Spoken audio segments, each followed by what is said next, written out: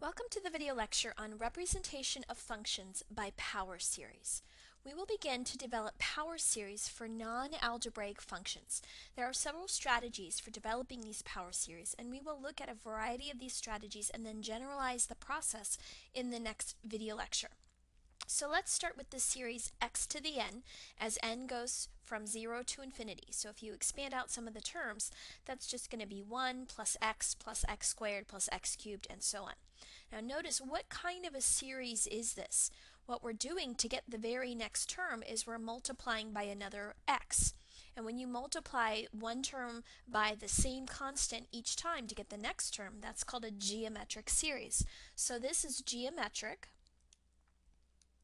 where the first term a is 1 and the constant ratio r is the value that we're multiplying by each time, and in this case we're multiplying by an x each time, so our r would be x.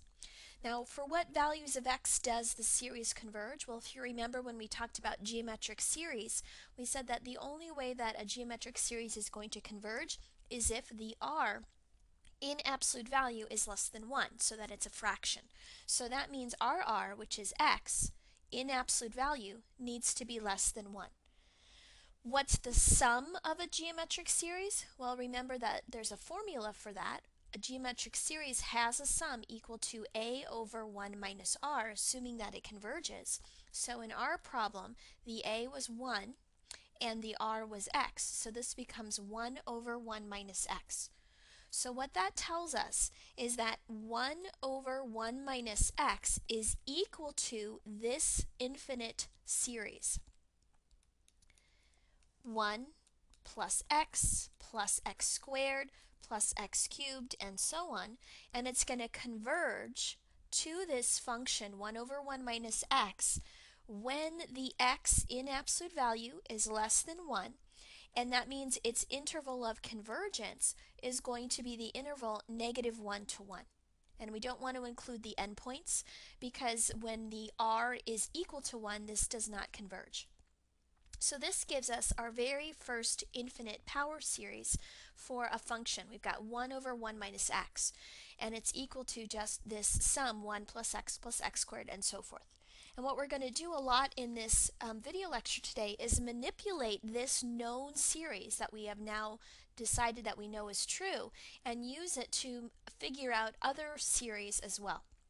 So for example, if I wanted to find a power series representation for 3 over 1 minus x, well, we already figured out in the last example that 1 over 1 minus x is just the power series x to the n, as n goes from 0 to infinity. And this power series is just 3 times that. So if I want 3 over 1 minus x, then all I have to do is multiply this by 3. Now you can leave the 3 on the outside like I have here, or you can move the 3 on the inside and write it as 3x to the n as n goes from 0 to infinity. And that's not going to change the convergence, so this is still only going to converge for values of x in absolute value that are less than 1, so the interval of convergence is still going to be -1 to 1. Now another method used to create a new power series from an old power series is to recenter it. And we're going to recenter some power series in the next few examples. And what we're going to do is we're going to try to make them look like this geometric series with a sum of a over 1 minus r.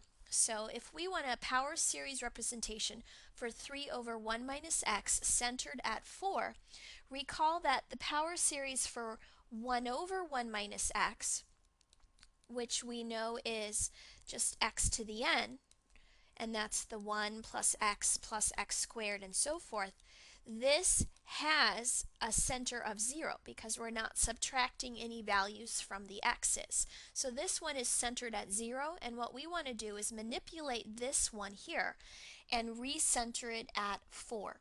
So it's kind of tricky the first time you see this, but what we're going to essentially need to do is we're going to need to change this x so that it becomes in parentheses an x minus 4.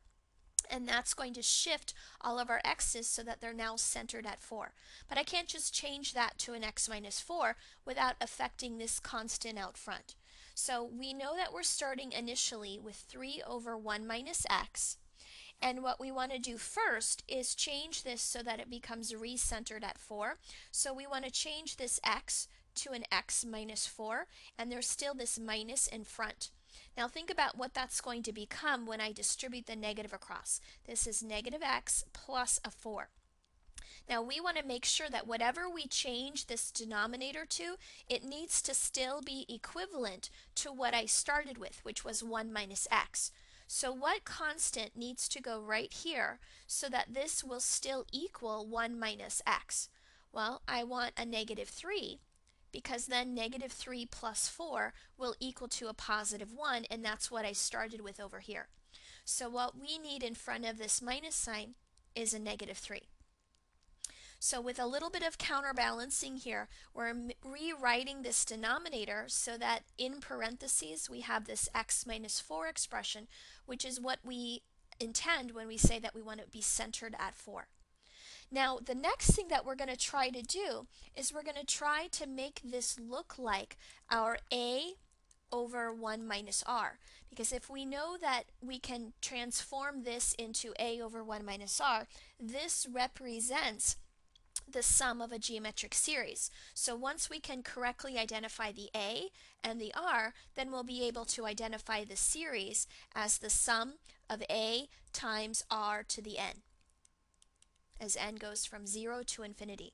So if I can make this stuff right here look like a over 1 minus r, figure out what a is, figure out what r is, then the power series for this stuff in the box becomes this power series over here.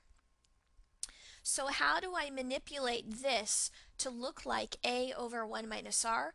Well, the most important thing that I need to do is I need to turn this constant where this negative 3 is into a 1. I need this to look like 1 minus something. And right now it's a negative 3 minus something. So what I want to do next is factor out this negative 3 so that I can turn it into a positive 1. So what I want to do next here is I'm going to take this negative 3 and factor it out, which will leave me with a positive 1 right here. But when I factor it out, I'm going to need a plus here because I already have a negative and I'm pulling the negative out. And what we're going to need left over is an x minus 4 over 3. Now see why that works. If you redistribute the negative 3 across, then we're going to get negative 3 times 1, which is negative 3, and then negative 3 times x minus 4 over 3. The 3's will cancel, and we'll just have this minus and then this x minus 4 in parentheses. So this is the same as what I started with. So now I have the 1 in there that I need for my formula a over 1 minus r. The other thing I want to get rid of now is this negative 3. I don't want it in that denominator because there's no constant being multiplied in the denominator. So all we're going to do is we're going to take these two terms right here and we're going to simplify them. What is 3 divided by negative 3? Well, that's just negative 1. So put that result in the numerator. And now this denominator is 1 plus x minus 4 over 3. So this is looking like an a over a 1 minus r. The only problem is I have a plus and I need a minus. So that's easy to fix with just a little bit of a double negative. So I'm going to make this 1 minus negative x minus 4 over 3. So I just made a double negative there so that now the number right here that I ended up with is my a, and then this expression right here is my r. And it's a little difficult to see, but there is that negative in front. Okay, so now that I know my a and my r, I'm going to put the a right here, and I'm going to put the r right here and raise it to the nth power.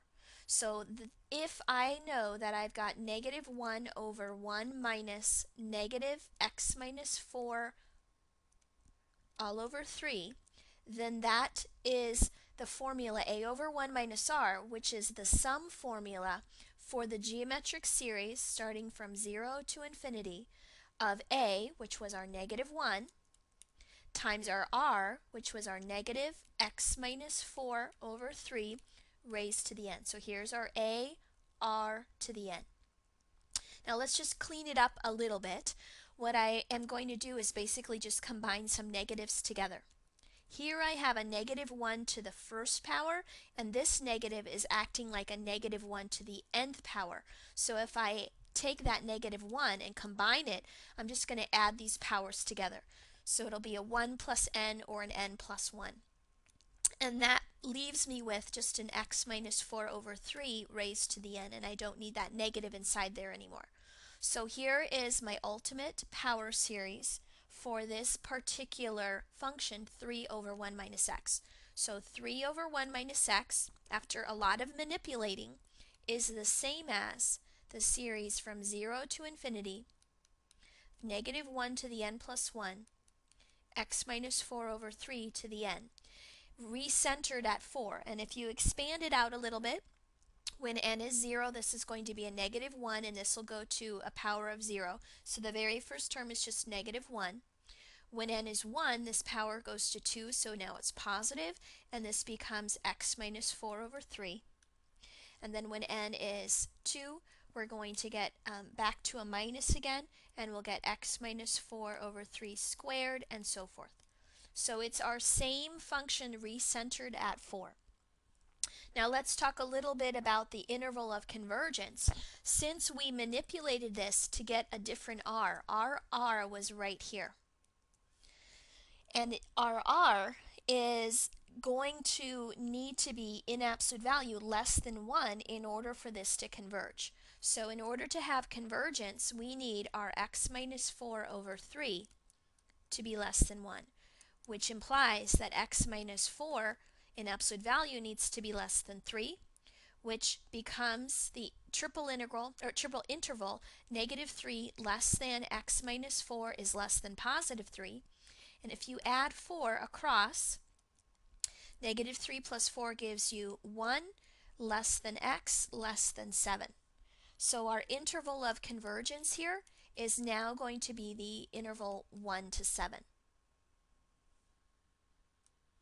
All right?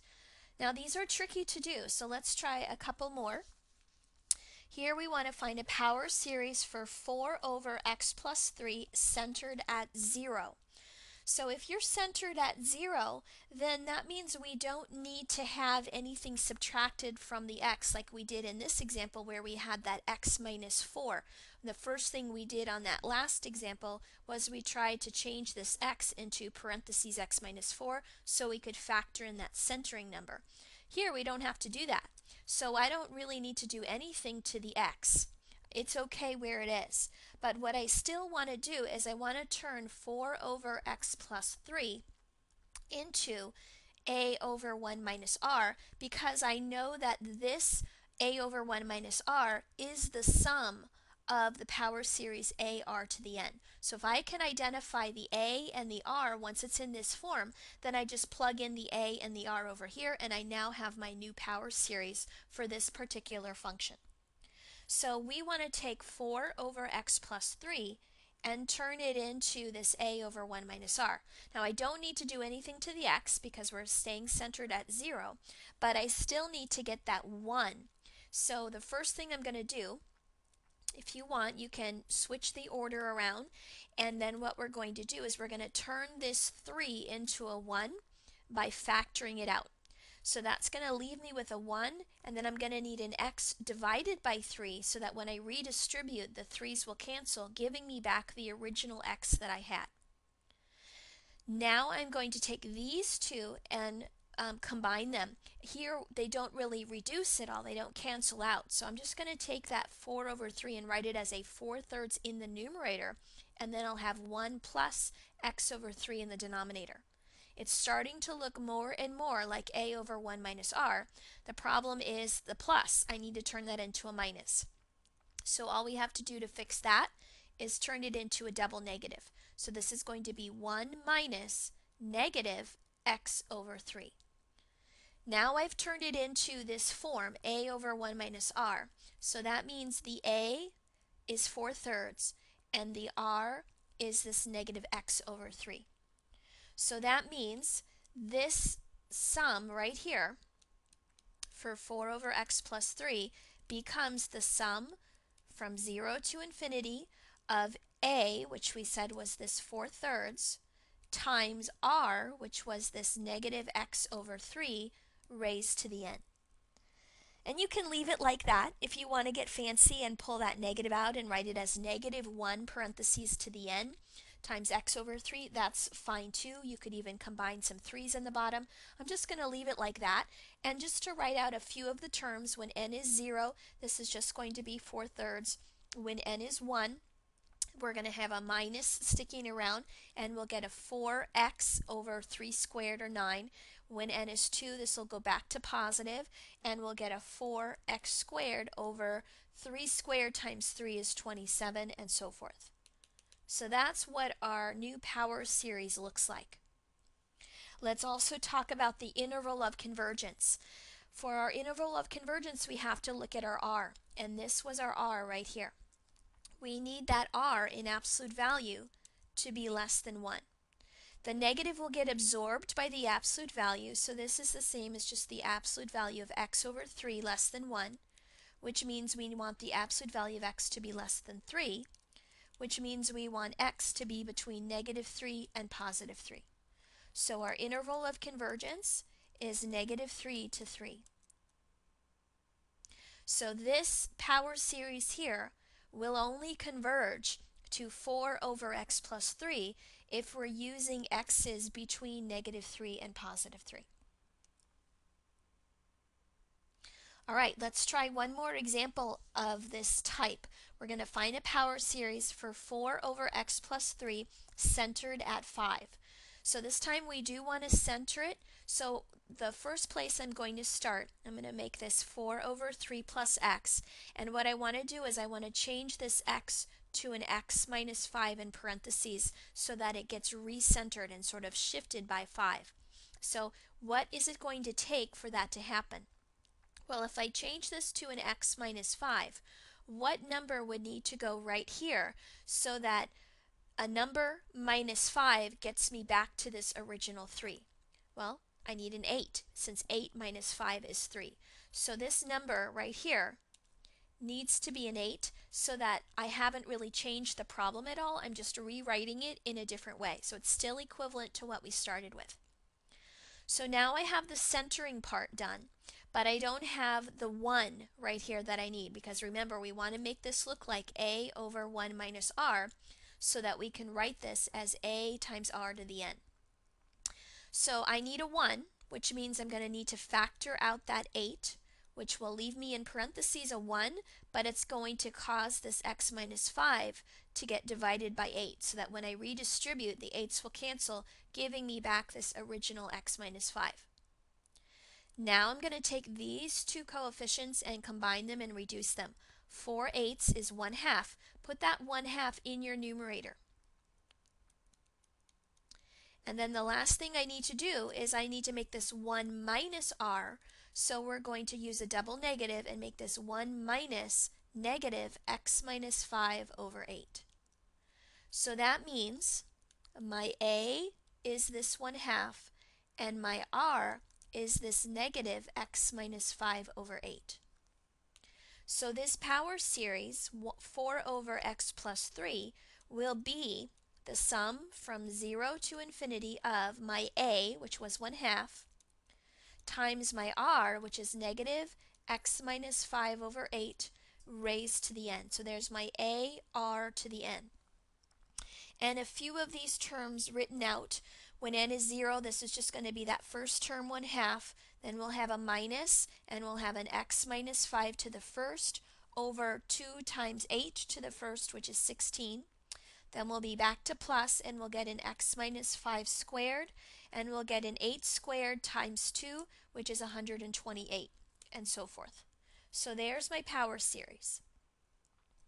And then for the interval of convergence, we have to look at this r. And in absolute value, this needs to be less than 1. So I can lose the negative. That will get absorbed by the absolute value. If I multiply through by my 8, then this becomes the inequality -8 less than x minus 5 less than +8. And when I add 5 across, this is -3 less than x less than 13. So my interval of convergence is -3 to 13. So that's just one way to create a new power series from basically the power series for 1 over 1 minus x, or the basic geometric series a over 1 minus r equaling a times r to the n in a series. Now we're going to look at some other ways to create some new power series, and we're going to do this by trying to derive as many power series as possible by either recentering, doing some substitution, or differentiating or integrating a known series. Usually that is quicker to do than trying to create from scratch a new power series. If you can manipulate an old power series that you already know the formula for, that will be much faster than trying to recreate from scratch. The domains are going to follow using endpoint considerations. Okay, we'll talk about that as we go. So let's use substitution and the power series representation for 1 over 1 minus x to find a series for 1 over 1 plus x. So recall that 1 over 1 minus x, this was that geometric series where your r is the x and your a is the 1. So this is just the series from 0 to infinity of 1 times r to the n, or x to the n in this case. This is one you want to have memorized because you use it so often. So if we look at 1 over 1 plus x, this is just the same as 1 over 1 minus a negative x with that double negative in there. So the power series for this is going to be the series from 0 to infinity. My a is still 1, so I'm not even going to write that. And my r this time is now negative x to the n. So really all I did was I took this power series and I substituted in negative x for that x. If you want to get fancy, you can go ahead and pull out that -1 to the n and write this as -1 to the n times x to the n. And what these terms would look like, the very first term is 1. When n is 1, we're going to get a negative x, and then a plus x squared, then a negative x cubed, and so forth. So there's what the power series looks like. And then let's talk about the interval of convergence again. The r in this case was negative x, and we need that in absolute value to be less than 1. And the absolute value is going to absorb the negative, so this is just -1 less than x less than 1. So my interval of convergence stays -1 to 1. Now that we know the power series for 1 over 1 plus x, which is this one right here, let's use that together with some integration to find the power series representation for the ln of 1 plus x. So we know, we just figured out that 1 over 1 plus x has as its power series -1 to the n x to the n, or expanded out, that's 1 minus x plus x squared minus x cubed, and so forth, with an interval of convergence of -1 to 1. So what we're going to do here is we're going to use what we already know to come up with a power series representation for the ln of 1 plus x, which just so happens to be the integral or the antiderivative of 1 over 1 plus x. So what we're going to do is we're going to integrate both sides here. And the integral of 1 over 1 plus x is just the ln of the absolute value of 1 plus x. And what we're going to do is integrate the right-hand side as well. Now when you integrate, you get that plus c because we don't have any bounds here. So I'm going to put that plus c in the front. And then when I integrate over here, the -1 to the n is just a constant.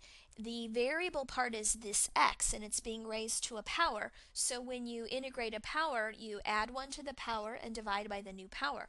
So this would become x to the n plus 1 over n plus 1. And if you expand out some of those terms, you'll have that c out front. And when n is 0, this is going to be positive, and it'll be just an x. and when n is 1, this will be negative, and we'll get an x squared over 2, and when n is 3, 0, 1, and 2, when n is 2, we'll be back to positive, and we'll get an x cubed over 3, and so forth. And that's exactly what we would get here if we integrated term by term. This 1 goes to that x, this negative x goes to negative x squared over 2, and this x squared goes to x cubed over 3, and so on. Now, what about this c? Well, since we know what this power series actually is supposed to equal, this ln function, we can figure out c. So to find c, let's use a nice easy value of x that we know about. Let's use x equal to 0 and plug x equals to 0 into both sides, this side here and this side here. So on the left side, when I plug in 0, I'm going to get ln of 1 plus 0, which is just the ln of 1, and we know that that's equal to 0. On the right side, we're going to get our c, and since x is 0, all of these terms off to infinity go to 0 as well, because they all have an x in them. So that tells me that my c is just 0.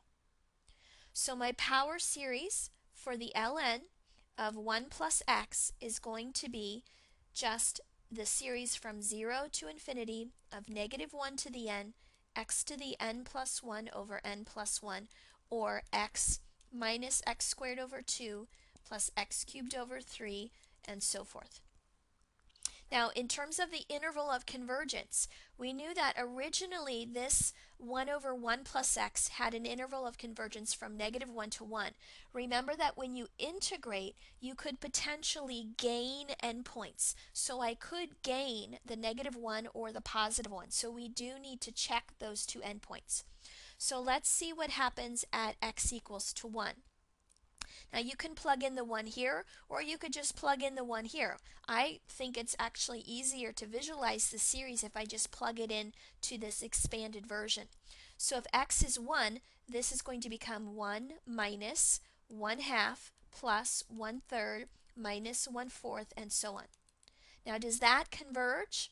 Yes, because it is the alternating harmonic series. So this converges, which means now we're going to get to add in 1. Let's see what happens at negative 1. Then this x becomes a negative 1. Negative 1 squared becomes positive 1, but this minus is still there. So this will be a minus 1/2. Negative 1 cubed becomes minus, so this will be minus 1/3, minus 1/4, and so on. Does this series converge? No, because it's just negative 1 times the harmonic series. It doesn't alternate since every single term is negative. So it's just a constant times a divergent series, so it stays divergent. So this one diverges. That means our interval of convergence is not going to include the negative 1, but we did gain the 1. And here was the power series. Now, what's the usefulness of this? Well, if you think about your calculator for a moment, how does the calculator know how to compute the ln of, say, 1.1? Well, what it does is it actually uses a power series representation for the ln function. So if it wants to know the ln of 1.1, then it takes an x value of 0.1 and it plugs it in for all of these x's here. And a calculator can do really fast computations with powers and addition, subtraction, multiplication, and division. So these are just your 4 basic operations: add, subtract, multiply, and divide, which a calculator can easily do. And so it does a good approximation, not necessarily going out to an infinite number of terms, but going out far enough that it can be confident that it'll have the correct accuracy to within whatever precision point it has on the calculator. So your calculator and mathematical tables for logarithms and other transcendental functions are all usually computed using their power series approximations. All right, let's try another example. Let's use the power series representation for 1 over 1 minus x to create a power series representation for the ln of 1 minus x centered at 0, and we're going to find the domain of the series. So 1 over 1 minus x, remember, was the very first geometric series we talked about today. Your a is 1 and your r is this x. So the power series here is just x to the n. So this was 1 plus x squared plus x cubed and so forth. And the interval of convergence was negative 1 to 1. So now what we're going to notice is that if we integrate this on both sides, we're going to end up with an ln. But we have to be careful because the integral of 1 over 1 minus x isn't exactly the ln of 1 minus x. If you think about the integral of 1 over 1 minus x dx, this is stuff prime over stuff almost. The derivative of the bottom is actually a negative 1. So you need a negative 1 on top and a negative out front to counterbalance it. Now you have stuff prime over stuff. So the integral of this is going to be this negative out front times the ln of the absolute value of 1 minus x. So I get an extra little negative on this left-hand side. Now what am I going to get when I integrate this power series? You're going to get that c, that plus c. I'm going to put it in front. And then when I integrate an x to the n, it just becomes x to the n plus 1 over n plus 1. And what some of those terms would look like would be, an x squared over 2, an x cubed over 3, and so forth. Now what do you do with this negative? We want to know the power series for just ln of 1 minus x. So let's just multiply the negative over to the other side. So this becomes minus and this becomes minus.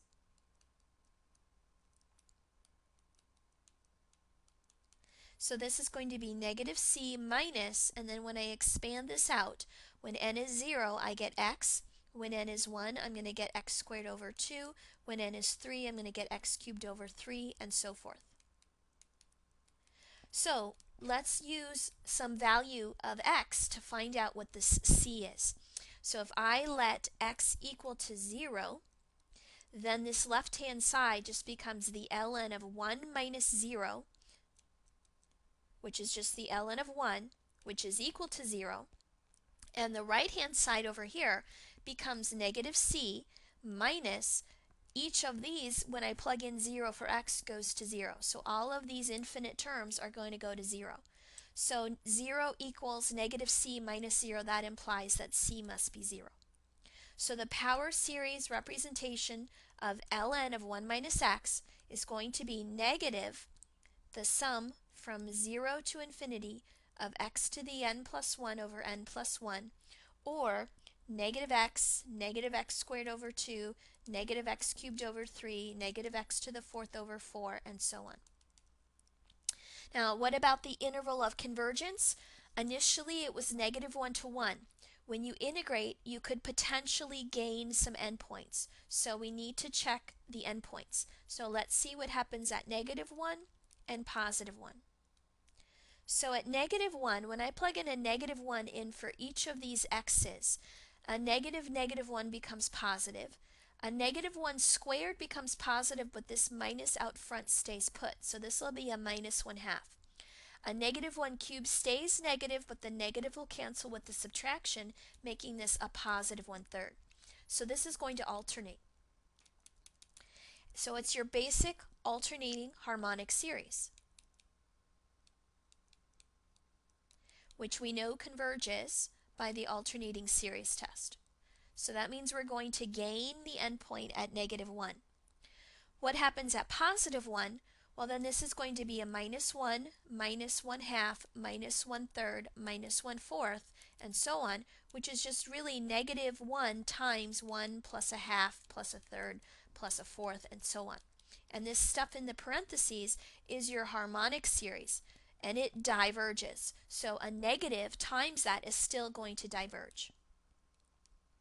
So in terms of my domain and my interval of convergence, I am going to get to include the negative 1 now because that converged, but I don't include the positive 1.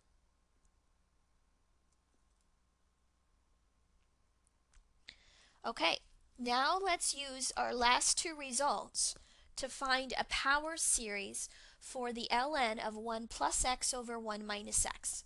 Now notice with a little bit of some properties of logs here, the ln of 1 plus x over 1 minus x, ln of a quotient, becomes the difference of the ln's. So this is the same as ln of 1 plus x minus ln, minus the ln of 1 minus x. So if I recall what those two power series were, for our power series for ln of 1 plus x, that was the power series from 0 to infinity. It's the one we just did, and it had, or it was the one we did two examples ago, so let's back up here so you can see. ln of 1 plus x was negative 1 to the n, x to the n plus 1 over n plus 1, and it looked like this expanded out. So let's recopy that right here. So this is negative 1 to the n, x to the n plus 1 over n plus 1, or expanded out, that was an x minus an x squared over 2 plus an x cubed over 3 minus and so forth. This one was the one we just did, which was negative the sum from 0 to infinity of x to the n plus 1 over n plus 1. So that looked like this, where every term was negative. So this is going to be minus a negative sum from 0 to infinity of x to the n plus 1 over n plus 1. And these cancel out, so we're adding to this series the series now that has all positive terms because the minus canceled out all the minuses, and this is just x plus x squared over 2 plus x cubed over 3 plus x to the 4th over 4, and so on. So if we look at this, what's going to happen is that all of the even powered terms, because this would be x to the 4th over 4, these are all going to cancel out, and all the odd terms, we get two of them. So we'll have two x's, we'll have two x cubed over 3's, we would have two x to the 5th over 5's, and so forth. So how can we write this in a power series notation, in a summation notation?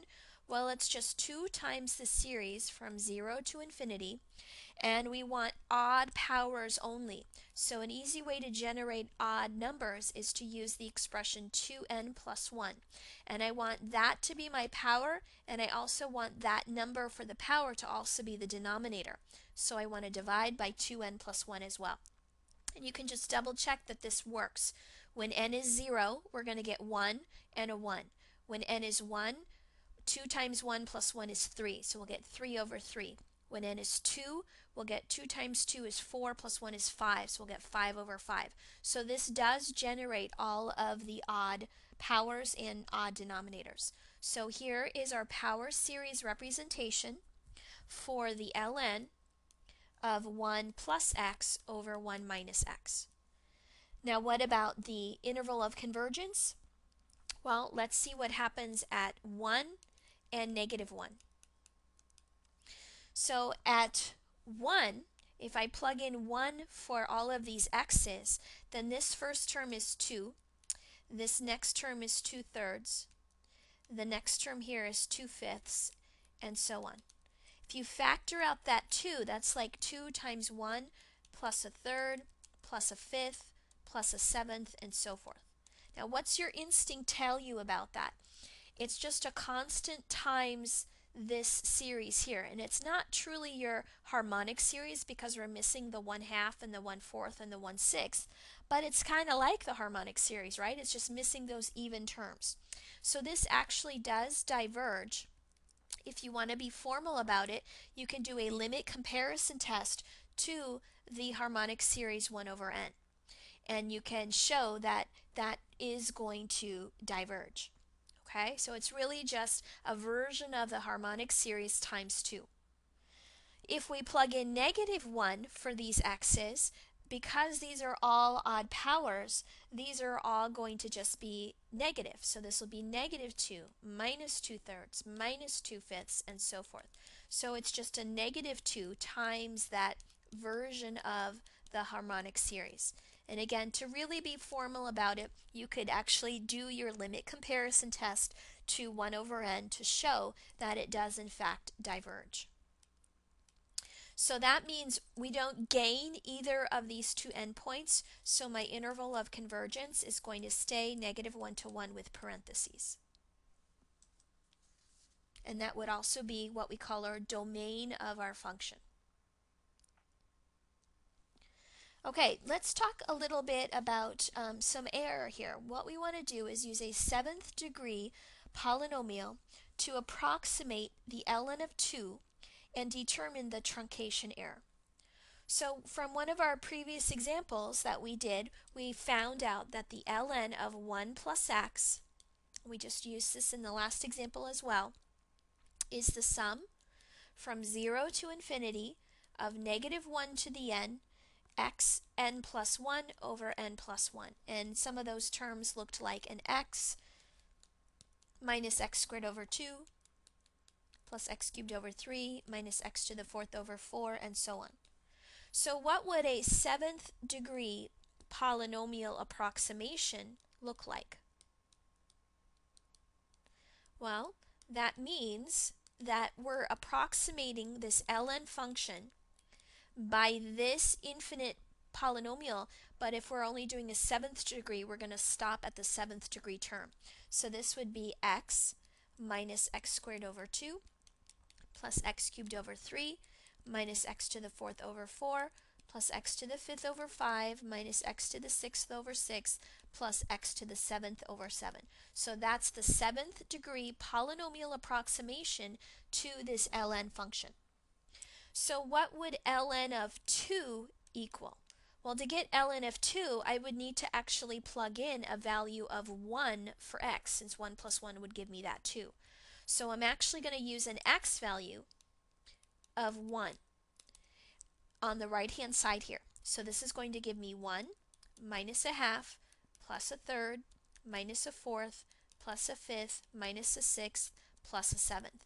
And on your calculator, you can add and subtract those fractions, and you get about 0.7595238. So that is our approximation to the value of ln of 2. This is exactly how your calculator does it. It uses a polynomial approximation to your ln function, and then it just does some simple arithmetic to figure out that value. Now, what's our truncation error going to be? Well, this is an alternating series because it has that negative 1 to the n. So what the alternating series remainder test told us back a few video lectures ago was that the remainder incurred by using a 7th degree polynomial in absolute value will be less than or equal to the 8th term in this polynomial. So if I continued on here, the next term, the 8th term, would be negative x to the 8th over 8. And we're using absolute values, so we can disregard the negative. So the 8th term would look like x to the 8 over 8. And we're using, remember, x equals to 1, so this is going to be 1 to the 8th over 8, or just 1/8. And that, as a decimal, is 0.125. So the error incurred, the truncation error incurred by stopping at this 7th degree polynomial instead of going on to infinity is 0.125. So we're accurate to within this error.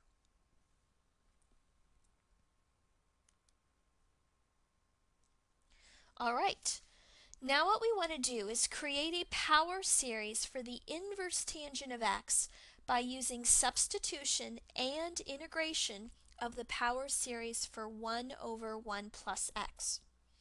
All right, so first of all, let's start with the power series 1 over 1 plus x. We've already derived that. That was the same as 1 over 1 minus a negative x. So the a is 1 and the r is negative x. So it's going to have as its geometric series 1 for the a and then a negative x for the r. And if you prefer, you can write that as a negative 1 to the n, x to the n, and it had an interval of convergence of negative 1 to 1. So how can I use this to help me figure out the inverse tangent of x?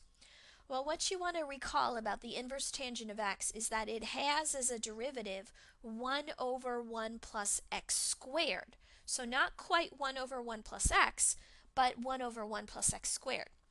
So let's see if we can figure out what the power series for 1 over 1 plus x squared would look like. Well, that's just substitution. We're going to take this power series right here, and instead of using x, we're going to use x squared. So this would just change right here to an x squared. So this is going to become the sum from 0 to infinity, negative 1 to the n, and then this is going to become an x squared to the n. And that's just a power to a power, so you can multiply those powers together, so this becomes x to the 2n.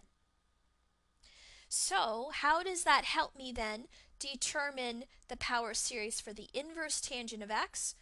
Well, if I integrate 1 over 1 plus x squared, I'm going to get the inverse tangent back again. So let's integrate this power series, and that'll tell me the power series for the inverse tangent. So that's going to be c plus the sum from 0 to infinity, negative 1 to the n stays put, and we're just going to add 1 to this power and divide by the new power. And we can use the fact that the inverse tangent of 0 is just 0. So if I plug in 0 for this x, all of these terms are going to go to 0. So that tells me that c must be 0 here. So our power series for the inverse tangent of x is just the sum from 0 to infinity of negative 1 to the n, x to the 2n plus 1 over 2n plus 1. And if you need to visualize what that looks like, when n is 0, this is just going to be an x. When n is 1, we're going to be negative because this will be odd, and these are generating these odd powers. So this is going to be an x cubed over 3. When n is 2, we're back to positive, and this will be x to the 5th over 5 minus x to the 7th over 7, and so forth. All right? Now, before we move on, let's talk about the interval of convergence real quick. Initially, the interval of convergence was negative 1 to 1. Substitution is not going to influence that here. What about the integration? We could potentially gain some endpoints. So we need to check our endpoints. So what happens at x equals to negative 1? I'm going to just go ahead and plug in negative 1 down here. I'm going to get a negative 1 for that first term. Negative 1 cubed stays negative but turns positive because of the subtraction. So this becomes plus 1/3. So these signs are going to alternate. So the next one will be minus 1/5, plus 1/7, and so forth. Now, is that going to converge or diverge? Well, it's kind of like that harmonic again without those even fractions, and it alternates, which makes it an alternating harmonic. And you can formally prove this using the alternating series test, which would be the best way to do this, but we're short on space, so we're just going to say this is a version of the alternating harmonic, so it will converge. And the formal proof would be to use the alternating series test. Let's see what happens at the other endpoint, 1. So this becomes 1 minus 1/3 plus 1/5 minus 1/7, and so forth. So this is exactly the same thing. It just has the opposite signs. So it will also converge because it's a version of that alternating harmonic series. So that means we get both endpoints included, negative 1 and positive 1, for our interval of convergence. All right, now what we're going to do is we're going to use this power series that we just figured out for inverse tangent to approximate the inverse tangent of 1/2 with an error less than 0.001. So if we have that the inverse tangent of x is equal to this power series right here, negative 1 to the n, x to the 2n plus 1 over 2n plus 1, which expanded out looks like x minus x cubed over 3 plus x to the 5th over 5, etc. what we want to do is approximate the inverse tangent of a half. So we're going to plug in a half for these x's. The question is, how far out do I need to go, to what degree, so that my error is ensured to be less than 0.001? So what we want to look at is, again, that alternating series test remainder theorem, which says you basically need to figure out for your remainder which term is going to become less than this 0.001. So what we need to figure out is which term, a sub n, and we're going to ignore the -1 because we're looking at the absolute value. So we need this 2x to the 2n plus 1 over 2n plus 1. That's a generic term in this series. When is that first going to become less than 0.001? And we want this to happen when we're using an x value of a half, since we want inverse tangent of a half, and that's the x position right here. So this would become 1/2 to the 2n plus 1 over 2n plus 1 less than 0.001. Now I'm going to let you do this on your calculator, but basically you can just use a table. In y1, you would type in 1/2 to the 2n plus 1 divided by 2n plus 1, then look in your table until you first see when that y value becomes smaller than 0.001. And what you'll notice is that this happens when n equals to 4. You actually get a value of 0.00022, which is smaller than 0.001. Now for the alternating series remainder test, this n equals to 4 is the remainder term. So we want one less than that for our approximation. So that means that we can use up to n equals to 3 to ensure that our error is going to be less than 0.001. So what would that look like if we used up to n equals to 3? Well, our series up here is for inverse tangent 0 to infinity, but what we're saying is now we can just go up to the third n value to get the accuracy that we're looking for. So what would this look like for n equals 0 up to 3? Well, when n is 0, you just get x. When n is 1, you get that minus x cubed over 3. When n is 2, you get x to the 5th over 5. And when n is 3, you get minus x to the 7th over 7.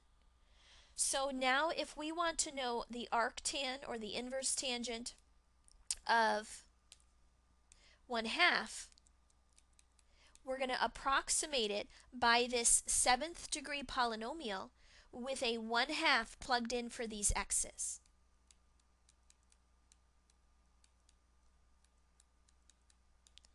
So we're essentially approximating this arctan value, or this inverse tangent value, by using a 7th degree polynomial instead, which has easier computations to make, just your basic 4 operations. And if you do those operations and punch it in to your calculator, you're going to get 0.463467. And just as a note, on your calculator, if you type in arctan of 1/2 directly, it will give you a value of 0.463647. So you can see that it's very, very close. Okay? All right. The next example here. Evaluate the integral from 0 to 3/4 of inverse tangent of x squared. And we want the remainder to be less than 0.001. So first of all, let's recall that our inverse tangent power series, the one we were just talking about, is equal to this sum from 0 to infinity of -1 to the n x to the 2n plus 1 over 2n plus 1. This is a good power series to have memorized because it pops up so often. Now what we want is the integral of the inverse tangent of x squared.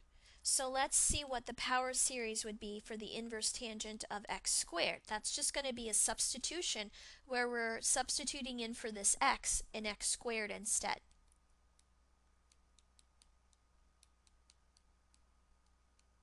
And when you simplify that, That's going to be the series from 0 to infinity of negative 1 to the n, and when you multiply these powers or distribute that 2 across, this becomes x to the 4n plus 2 over 2n plus 1. Now, the whole reason behind these power series is that sometimes, especially on your calculator, it can use power series much more effectively and quickly, more efficiently, to approximate transcendental functions, trigonometric functions, things like that, much quicker. And this is another useful example here, because if we wanted to integrate the inverse tangent of x squared dx, there is no known antiderivative to this. I have no idea what the antiderivative of inverse tangent of x squared is. And there aren't any good integration techniques that are going to help me integrate this. So this problem would be impossible for me to do. But with the help of power series, what I can do is replace this inverse tangent of x squared with its polynomial instead, and then integrate that instead, because this is basically just an infinite polynomial, right? And when you integrate a polynomial, you're just using your power rule, where you add 1 to the power and divide by the new power. So integrating a polynomial is very easy to do, but integrating this particular function would be very difficult or impossible to do. So this is where power series can help us out. We can replace this inverse tangent function with its power series representation, integrate the power series, and use the bounds in the power series instead. And that way we are able to actually do this integral, whereas before with calculus and antiderivatives we wouldn't be able to get an answer. Okay, so if I want to integrate this from 0 to 3/4, then I'm just going to integrate this power series instead. So that's going to become the series from 0 to infinity, the negative 1 to the n stays put, and this is my polynomial part right here. I'm just going to add 1 to that power. So the new power would become 4n plus 3.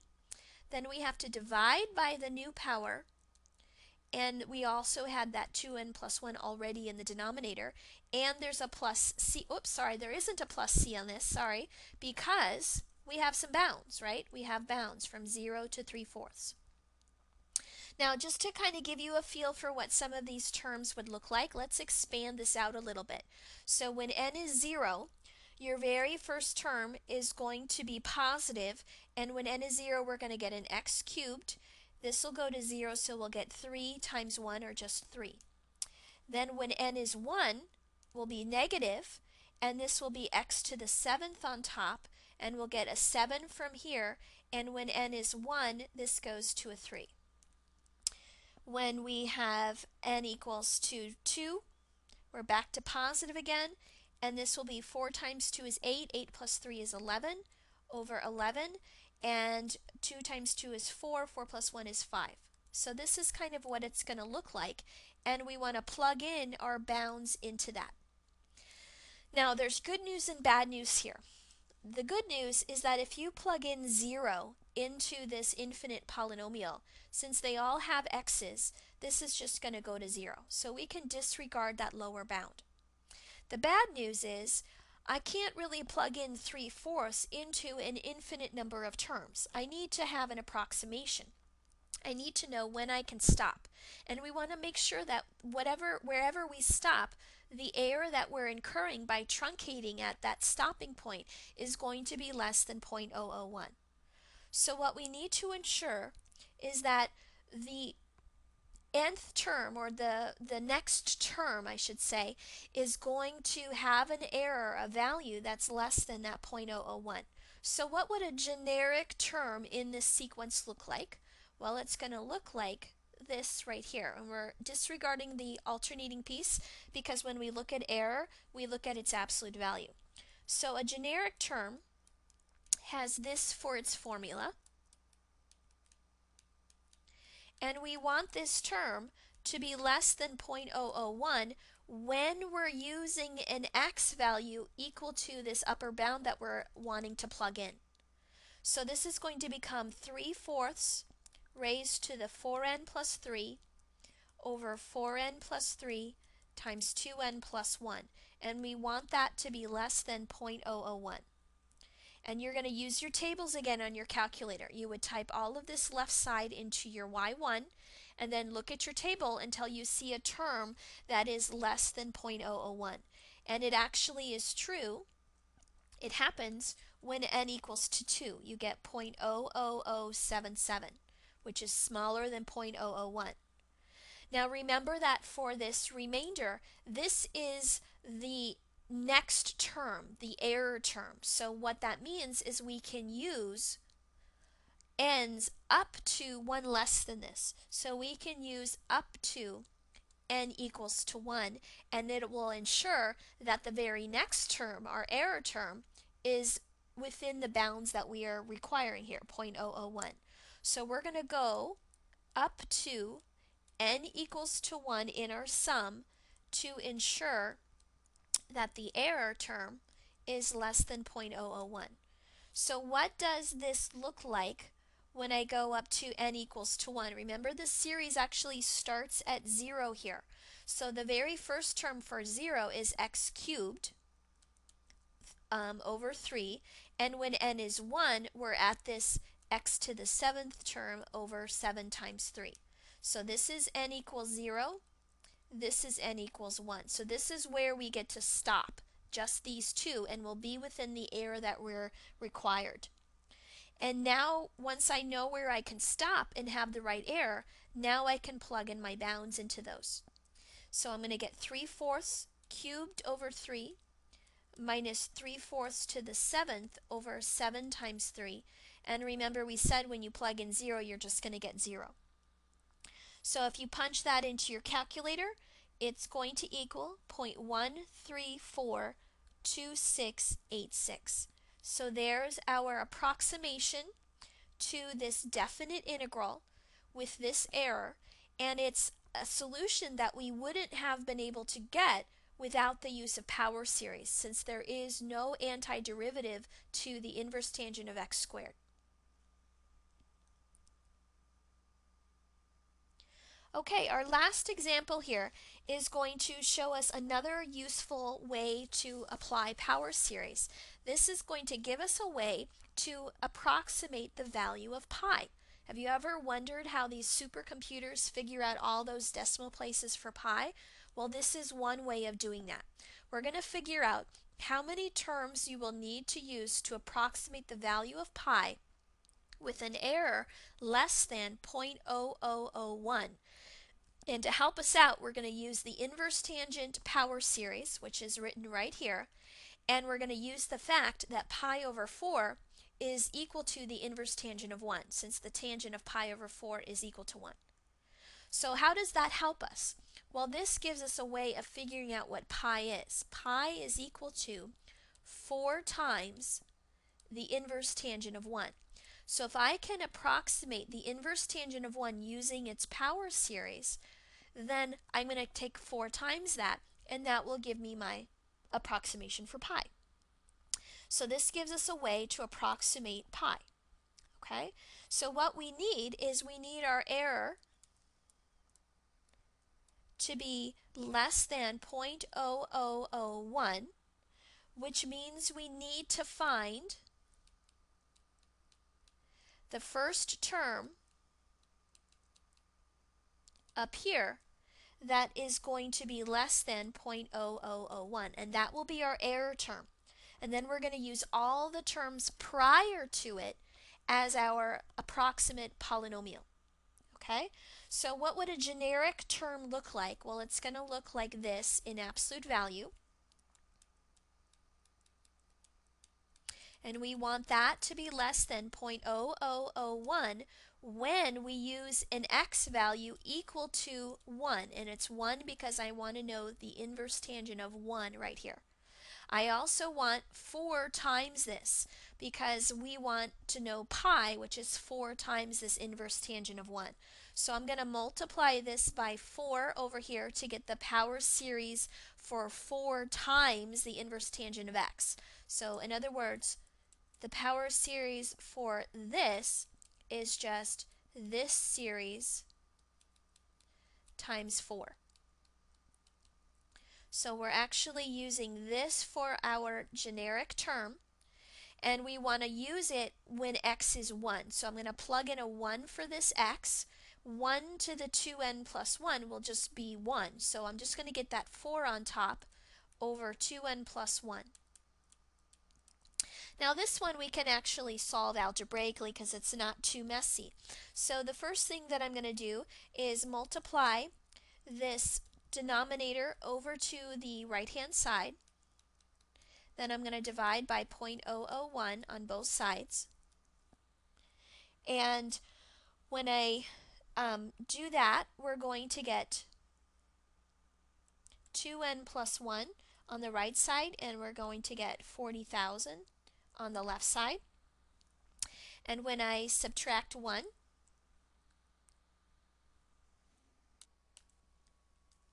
so we get 39,999, and when I divide that by 2, that's going to tell me that n needs to be greater than 19,999.5.